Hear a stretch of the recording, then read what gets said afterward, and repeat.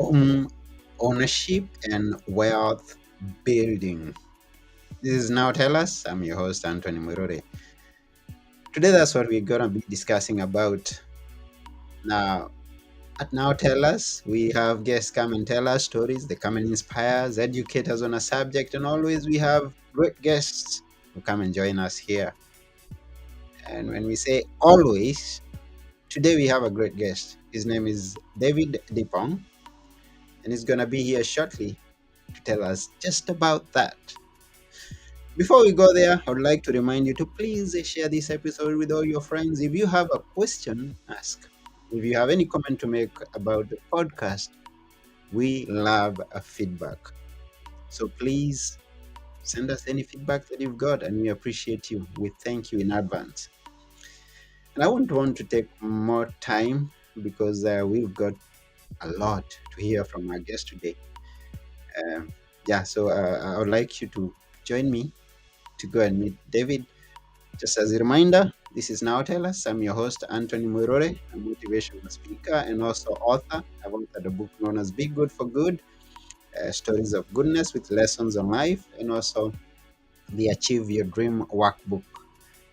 That it has got the 7 ingredients for success, which you can use to achieve your greatest success, including owning your home. And these books are found on Amazon, but please don't go there right now because we've got something to hear from David. Join me as we go and meet our guest today, David. Here we go.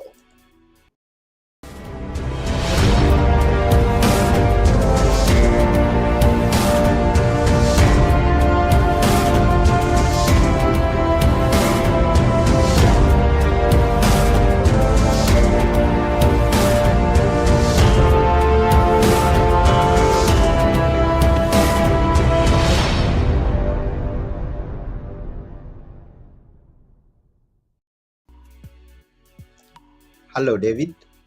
Hey Anthony, how are you? I'm good. How about you? Good, good, good. Oh, wonderful. You've got a good smile. Thanks.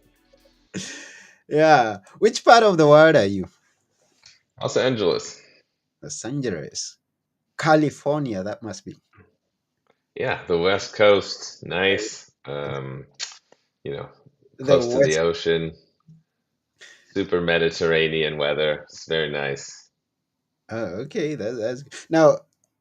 I'm not from the US. And when I was growing up, I always used to hear that. And it's something that I hear even up to today. But then because you're there, you can tell us, I'm a guy from the East Coast, and the other one is from the West Coast. And what's the difference between the East Coast and the West Coast?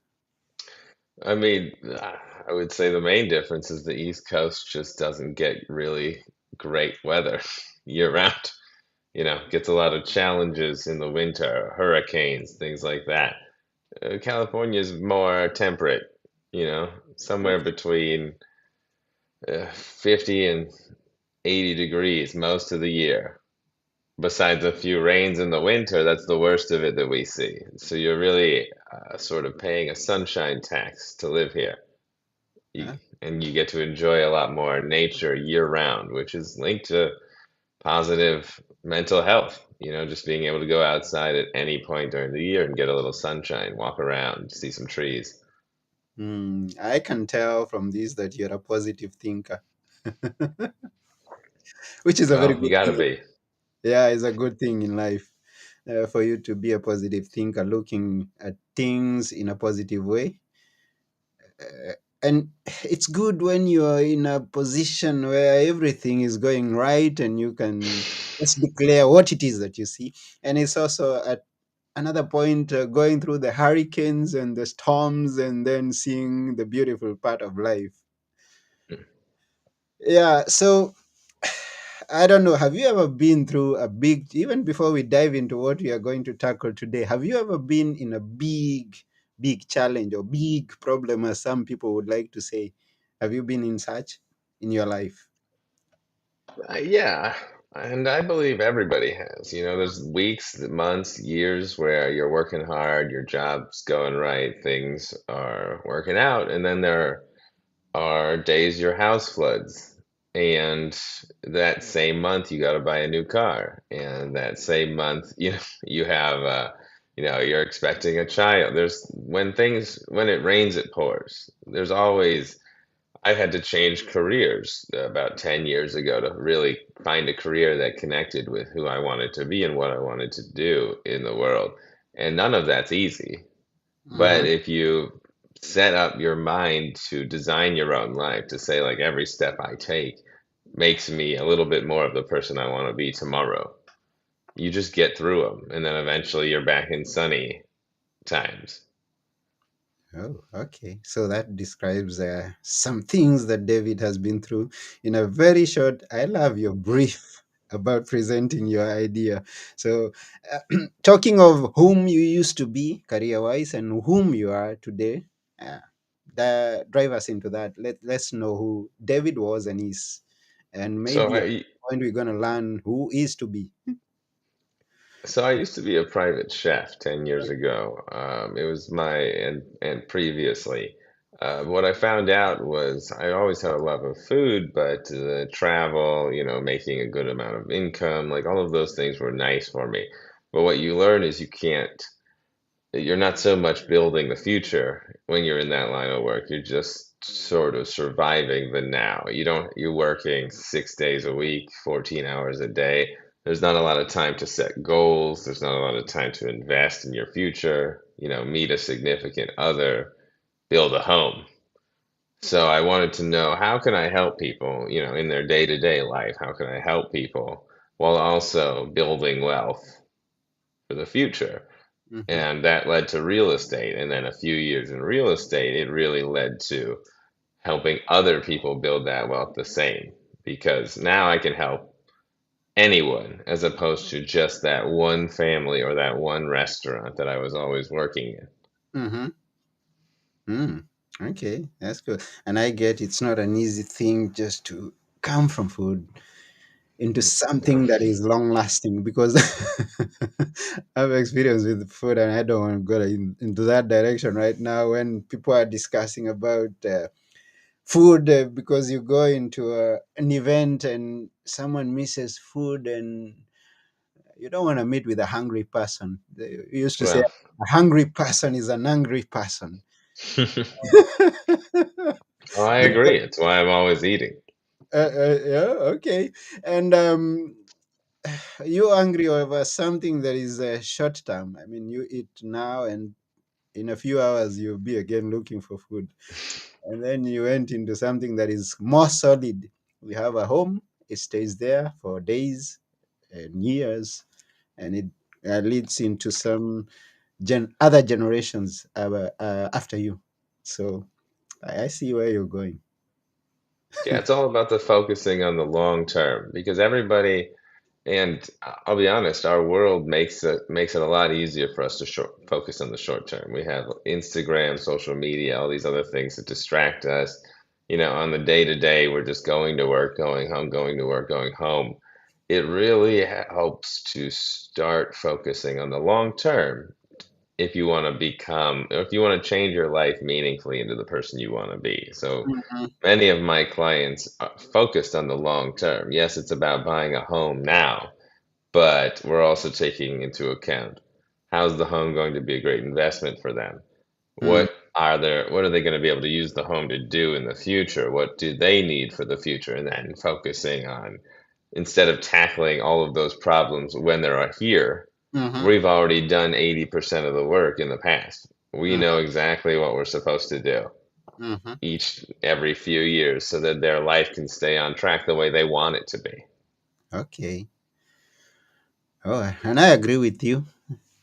I always hear some people say that we are living in the microwave generation. The microwave generation is those people who want instant results, just as you said. I just want to wake up to today, and at the end of the day, I have results of what I wanted to, some solid, big results. Yeah. And that's not maybe how everything works. We've got to be patient because I've heard you talk about patience. But just before we go deeper, um, we're talking about home ownership, being away from the US. And I know something that I am always surprised at the way things happen in the US Hmm. is that there's not one single rule for every part of the US. Yeah, all the states have different rules, and they end up creating different micro markets or micro economies, micro civilizations in them. So you end up going where you agree with the Okay. most. You end up moving to the area that matches your needs. Yeah, and in this case of home ownership, because this is what we're, how different is it? Not only from the East Coast to the West Coast, is there a North Coast and a South Coast? And what's the difference across all the states? And what binds the whole idea together? What's common? So I'd say what sets us apart the most is density, population, and home values. So there Mm, are some areas where homes don't go up in price a lot or very quickly. They're more affordable. So if you want to invest in a home, you usually end up investing in a few. And there are some areas like Los Angeles or New York or Austin, Texas, some higher cost areas that are very popular and more dense. And you have to own something. Otherwise, the market will leave you behind and you will never be able to afford to buy something again. You'll rent and rent and rent until you can't be able to afford the place. mhm, So depending on where you live, you need to have a different long-term plan on how much it'll cost to buy your property and what it'll take to use that property for to build financial security for yourself. What's common is across the entire US, we have government programs that basically regulate the loans for housing. You know, mm, there's different programs that will help people based on the home values in their area to be able to buy. So you won't get the same amount of money to buy in, say, Mississippi that you will in California mhm, because the home prices are vastly different. But there are regulated programs, standards, and practices. You know, you have to work with licensed individuals to make sure that it's accessible to mhm, everyone. mhm, And just in the effort to be succinct, we're in a world where everybody is going to have to start planning a little bit earlier. Prices are higher than they used to be. Inflation is higher than it used to be.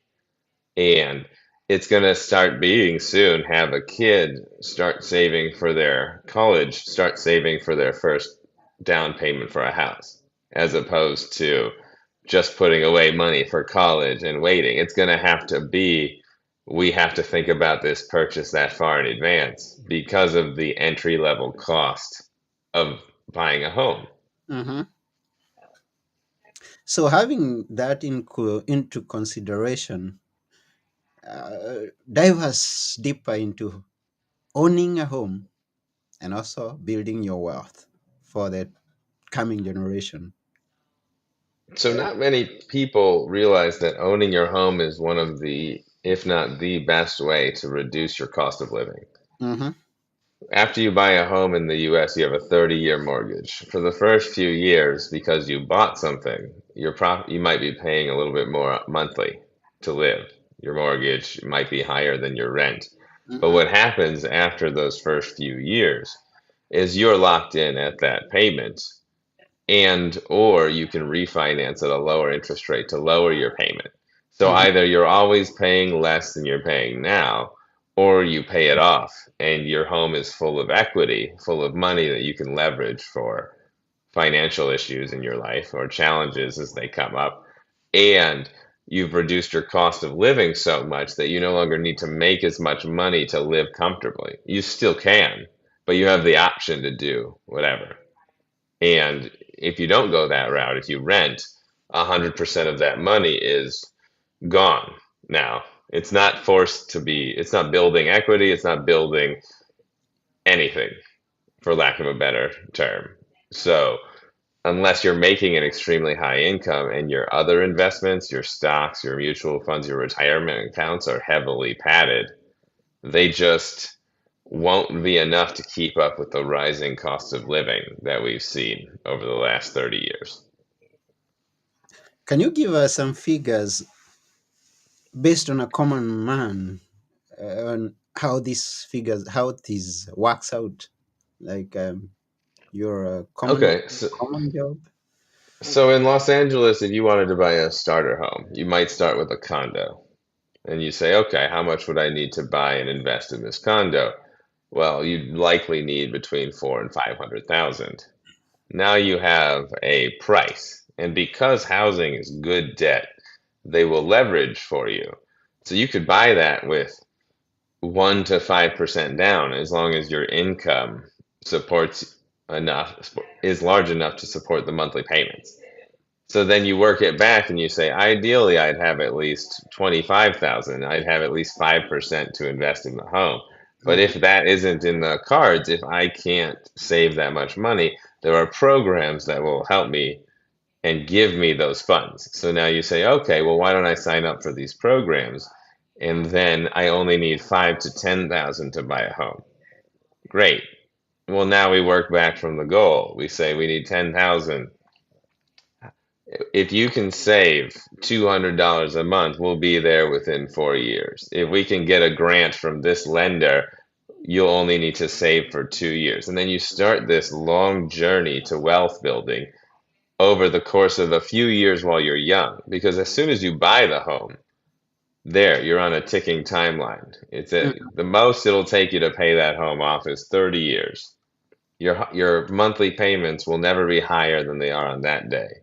Mhm. And if you have a home worth $500,000, at year 10, it's going to have the $150,000 in equity you've paid into it, plus however much it's appreciated over the last 10 years. And so over the course of the next 30 years, you fill up a home that's likely going to be worth much more than you bought it for as a forced savings account that you can leverage for future investments or challenges. You can use that home to buy the next home and then the next home. And then over the course of 40 years, you could acquire several homes that will completely be able to support your kids. And Mhm. their kids will be able to build those into more properties, and their kids will be able to build those into more. And suddenly, your family will never have a financial hardship again because they'll always have enough passive income coming from these other properties that they've paid off. And they'll always have enough equity in these other homes to invest in their own ventures that no generation after you or I, the one who starts it, will ever have to work that hard again. We'll always have the option to live exactly how we want to live, Mhm. as you know, as long as we teach the next generation properly how to manage and how to build it. Mm. Good. Good. Thank you for that. Now you've kind of explained this question that I was thinking of going to ask, but maybe you can lay it out in plain language for someone who may not be having this idea. I've read the book by Robert Kiyosaki. I know you've read that, Hmm. where Robert Kiyosaki talks about owning a home being a liability Hmm. than an asset. And I kind of got your idea as you're giving the breakdown right there. But can you tell us where it now comes from being a liability, if you believe it is at some point, and turning into being an asset? So I'm going to say that his logic isn't wrong, Mm-hmm. but it's also very general. Okay. What you buy and how you invest depends on the exact place you're living or the scope that you have. Mm-hmm. I believe housing is an asset from the very beginning because I only buy in places that have high desirability, lower supply, different factors that will keep that property's value increasing. And Okay. because the numbers make sense, or because the income of the property is going to cover what I need it to cover, and the Mm. rents are going to increase every year, which is going to account for inflation and it's going to account for rising expenses. It's going to keep bringing in more money every year as I work to reduce its monthly payment, just like I talked you through with the home. Mm-hmm. If you're in an area where homes don't really go up in value, he might be right. It might be more of a liability. You might get a better return on your money Mm, if you put the money into a different investment vehicle. mm-hmm, Or you can figure out a real estate investing strategy for your area, one that works in your area, and then all of your homes will be assets instead of liabilities. You have to be more conservative because if you overbuy, if you overextend yourself financially, mm-hmm, there are very real risks of losing homes. But that's why you have a professional work with you. You don't gunsling and then run out there and start purchasing homes. You make sure conservatively all of the mm, numbers work and they're good debt because you only have to give them 5% of the money for 100% of the home. mm-hmm, We're not making more land, but based on the numbers of the average age, how long people are owning homes, how many more people need homes every year, and the amount of homes we build, demand is not going to get better. Supply is not going to get better. So long term, we are in a society now where you have to at least own something to reduce your cost of living. And mm-hmm, then if you want to, and there's a good opportunity to invest in a smart real estate investment, do that. But if it isn't a smart real estate investment, it's a liability. Does that mm. answer your question? It depends entirely on who you are and where you live, and honestly, the professional that you're working with. Makes sense. It's plain and clear that it's gonna depend. I mean, there is a place that you're just gonna buy and it becomes a liability the instance you buy it. And there are places Absolutely. that, yeah, there are places that you are going to choose to buy, and on the day that you place your money down, it starts shooting up. So I agree with you. I agree with I you. mean, California has a very real uh, market where you buy something and within 10 years it's worth at least 50% more than you paid for it. Mm, And you're talking about buying homes that were worth 500, 600, a million, and mm, them now being worth 1.5, 2 million. We have data from the last 50 years showing how the market keeps repeating itself and keeps growing. So mhm, I can develop a high success rate strategy for my clients that's also conservative, that's never gonna be harder on them than it has to be. But mm, I don't live in certain parts of Texas and I don't know the market there. Maybe it isn't a good idea for you to buy there. Maybe it's a better idea for you to invest out of state. You mhm, have to look at where you are and you have to take accountability and do the research for yourself before committing to a financial investment of that size. mm. And I guess this is an idea that can be applied everywhere in the world, just as we are looking at different states having different laws and different growth rates. So we have one of our guests, one of our audience, who is known as John Dongo. He's coming from Hmm. Nairobi, Kenya, and he says he has properties for sale in Nairobi. Advise him how to go about that, and maybe I don't know if he has more questions. He can always ask them. How does Well, he? I would find a broker or the equivalent of a real estate broker and I would discuss your options. There's Mm, always going to be options based on you have to be supported by the data. There's mm, always going to be options to rent out your properties. There's always going to be options to sell, how much taxes you're going to pay. You can consult an accountant about these things. You have to look at all of the data. What has happened to home values where you own your homes over the last 30 years?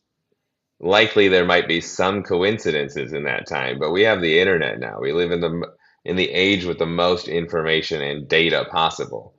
You mm, want to look at whether selling it is actually the best option or whether you can keep them for income and still leverage them to do whatever you're planning to do next.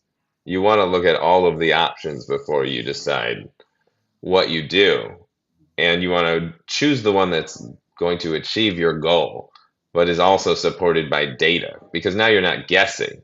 You mm, know that you can do this and you've accounted for worst case scenarios. mhm. Wow, thank you for that.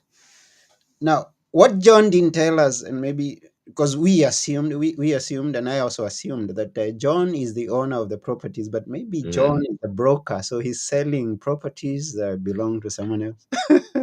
Well, there are international brokers that connect with us in the U.S. for that say like, "Hey, we've got these properties. Do what you will." And Hmm. I'll go to them if I have a client with a need that's outside the country. But Hmm. 90% of my business ends up being in Southern California. Southern Okay. California. If Mm. somebody wanted a place in Nairobi, I would find somebody qualified there and I would refer them instead of trying to work the sale because I don't know the market. You Yeah. have to know what you know and know what you don't know, and then know how to get them what they need. Wow. I love that. Working with professionals, because we can be misguided in our planning by our friends, by our neighbors, by those people that are talking about things they did yesterday, which could not be working today, which could not work in the future. So, working with a professional who has data in place about where we are coming from and where we could expect to end up, that's a very good advice that you've given us. Work with a professional. Well, you can always look up information yourself, but the more and more you take a look at things like real estate, politics, etc., more of the news outlets are phrasing things in ways to get clicks. They're phrasing things in ways to get you to open up and have an emotional reaction to the story. They're not giving you the objective data and Okay. allowing you to make the best decision for yourself, whether it's good data or bad data. Everybody has a point of view and they're selling it to you. So, Mhm. although doing your research alone might help you get more comfortable with the idea, you really need professionals. You need a lawyer for legal matters, you need a doctor for medical matters, you need a real estate broker for real estate matters to make sure that you are not jeopardizing your future, to make sure you're leaving nothing on the table, to make sure you're not losing or missing something that you might not know about because it's just not your specialty. It's not what you do. Mm. Yeah, and going to a professional, as we advise, and that's what you told us, then there's that part of me realizing that, yes, I am in this position. I would want to be in this other position. And I've got my own self to take accountability of myself and be self aware. You talk about accountability and self awareness in order to be successful. Can you tell us how you define that? Absolutely. Mhm. Accountability means no one can take advantage of you unless you let them. If you meet with a professional and they show you a detailed plan on how they're going to help you get to where you want to go, that's going to be more reliable than if you meet with a professional and they just say, "Hey, sign here, don't worry about it." Mm. You have to take some accountability in, okay, well, that person didn't fit my style. That person didn't make me feel comfortable. Let me interview another one. Let me look for another person. Let me find. You have to use that accountability to make sure that you make good decisions for yourself and you don't just sign on the dotted line and then accept whatever happens afterwards. And the self awareness really comes in because you know how you make decisions. You Mm. know if something isn't your expertise. You know if you need somebody to hold your hand a little bit more, or you know if you want to take control of the reins and you just want somebody to like listen to your orders. You know who you are and you know what your habits are. So by knowing yourself, you're able to create a plan that fits. If you need to save this much money, if you want to earn this much income with your homes, you want to buy this many properties, and I come to you and I work with you on a plan saying, hey, we're going to save this much a month. We're going to sign up for these programs. And you know yourself that you wouldn't do that, or you have a problem with spending, or there's a reason why that plan won't work. You Hmm. have to be self-aware in order to start changing those habits into habits that will work for your long-term goals, for the Okay, person you want to be, the life that you want to design. that's very well answered. That's good. I am excited at what you've just shared with us, and I know that people who have been listening to you have heard what you've just told us. And now tell us. Now, we heard who was John, or rather, no, David. We heard who was David.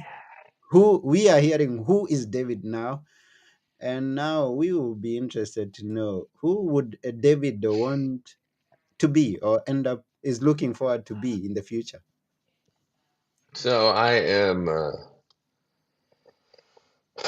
always working with increasing my reach. I Okay. want to be able to teach. I want to not be able to only work with people on real estate in California. I'm also working to expand by writing a book, by being on these podcasts, to connect with and coach people all over the country as to why or how they could start investing in their own life, investing in their own homes, create these habits of success. Although I really love my job and have am very busy a lot of the time, Mm-hmm. the what I want to do is leave behind a generation that's a little bit more financially secure and educated and comfortable and is able to raise the next generation a little bit better. I'm having a son this year in a couple months. Wow. Yeah, I want to prepare the Congrats. world to be a little bit better, or the country and the state that he's going to live in. I want to prepare them to make better decisions to help themselves live a little bit more of the life that resonates with them, as Mm-hmm. opposed to just being limited to helping the people in my geographical area. Wow. That's cool. Very cool. Now, talking of writing a book, is it something that you're actively doing right now, or is something that you're thinking of doing in the future?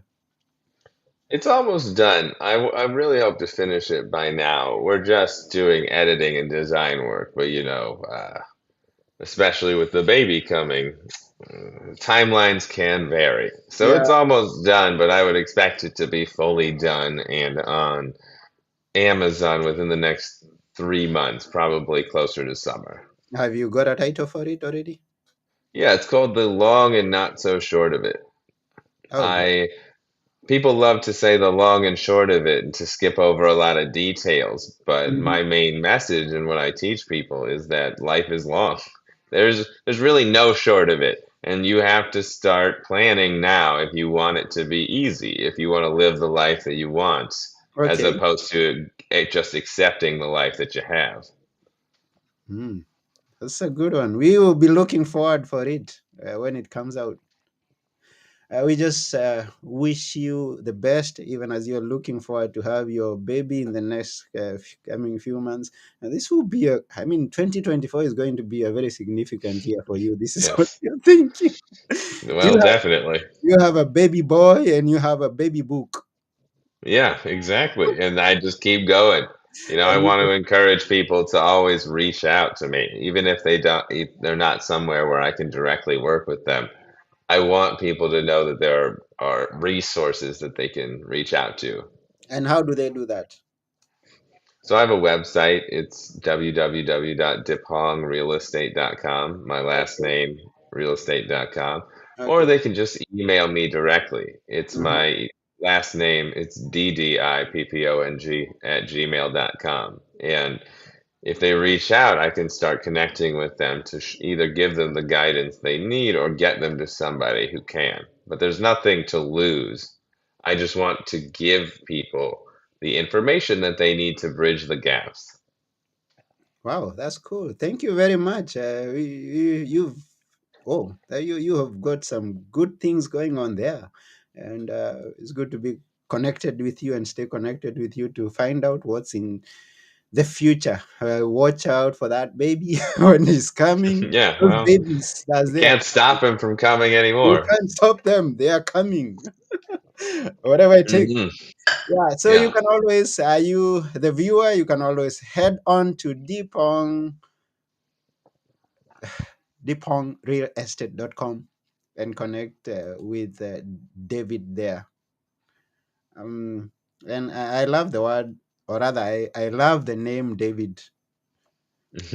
I love the name David. I always say, Thank hey, you. David. I've always had a good fit. Yeah. Yeah, hi, David. Either Again, Dave or David just hanging out. yeah, Super casual. uh, That's good.